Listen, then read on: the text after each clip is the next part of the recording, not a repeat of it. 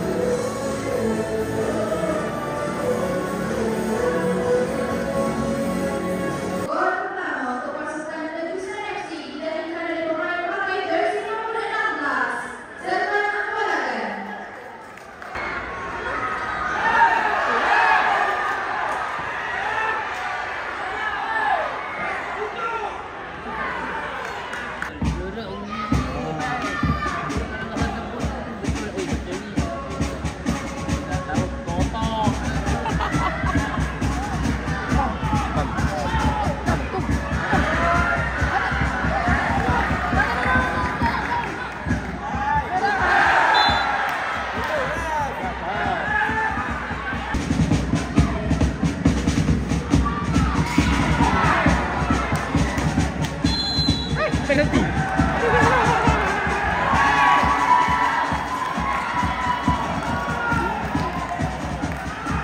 Dia nombor 15.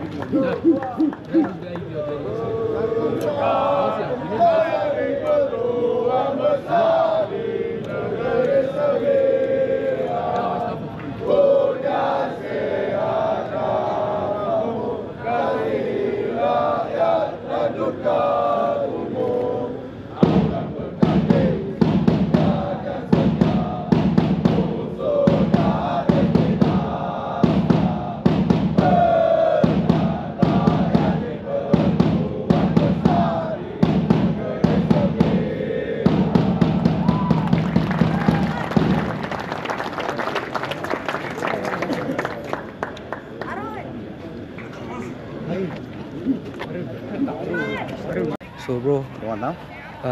what do you think of today's performance? I think it's one of those where we make 3 small mistakes and then and then there's 3 goals to the opposition. But I don't think this was a bad performance for us. Bad result, not bad performance. Harit Samsuri, macam mana overall season awak dengan Negeri Sembilan? Dapat juga respons daripada penyokong, bermain di left back antara yang regular dan juga bagi performance yang maintain. Macam mana?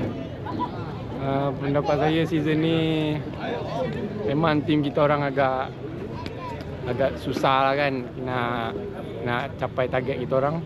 Tapi bagi saya, performance saya capai tahap yang saya nak untuk first season saya berada kat Liga Super. Itu je lah target saya sebenarnya tahun ni. Okey, season depan sini lagi? Tak tahu. Okey. InsyaAllah. Untuk tak jawab soalan tu kan, kita tukar sikit. Kalau diberi peluang masih lagi berada di Bumi Paroi, dan sebenarnya pun awak dah hampir nak tembus national squad dah, sebab Kai tu injured je. Yeah. So, apa lagi awak nak prove?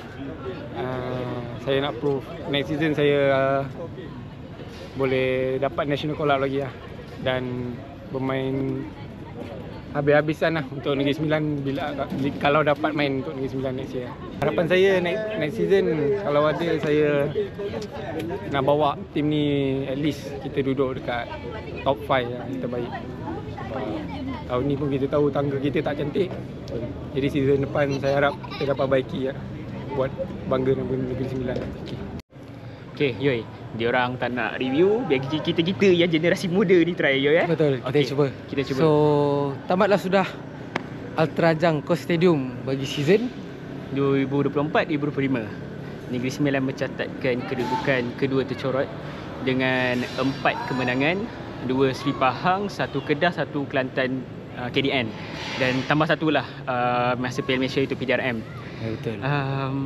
Macam-macam roller coaster. Kejap naik, kejap turun. Dan mix feeling. Apa yang aku boleh cakap ialah memang betul pasukan gagal, tapi ini bukannya satu